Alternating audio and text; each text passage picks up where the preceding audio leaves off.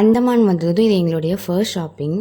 வீட்டில் நிறைய திங்ஸ் இல்லை. ஸோ அதனால் போய் அதெல்லாம் வாங்கிட்டு வரலாம் அப்படின்னு சொல்லிட்டு பாது பஸ்தி தான் கிளம்பியிருந்தோம். வீட்டு பக்கத்துலேயே கொஞ்சம் திங்ஸ்லாம் கிடைக்குது. இருந்தாலும் ஒரு சில திங்ஸ்லாம் வாங்கணும் அப்படின்னா பாது பஸ்தி தான் போகணும். என்னென்ன வாங்கணும் அப்படின்னு சொல்லிட்டு ஒரு லிஸ்ட் மாதிரி போட்டு எடுத்துகிட்டு போயிட்டேன். ஆனால் அதுலேயுமே நிறைய திங்ஸ் நான் விட்டுட்டு வந்துட்டேன். அது வீட்டுக்கு வந்த பிறகு தான் எனக்கு தெரியுது. இங்கே பாருங்கள், ஒருத்தர் க்யூட்டாக ஷாப்பிங் பண்ணிகிட்ருக்காரு அவர் தனியாக.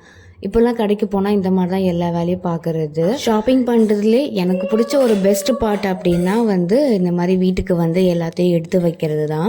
அது நான் ரொம்ப பிடிக்கும் எனக்கு. அது வந்த உடனே நான் செய்யணும் அப்படின்னு நினைப்பேன். பட் ஆனால் அது கொஞ்சம் முடியாது. ஸோ அதனால் விதவை தூங்க வச்சுட்டு பொறுமையாக இதெல்லாம் எடுத்து வச்சுட்டு இருந்தேன்.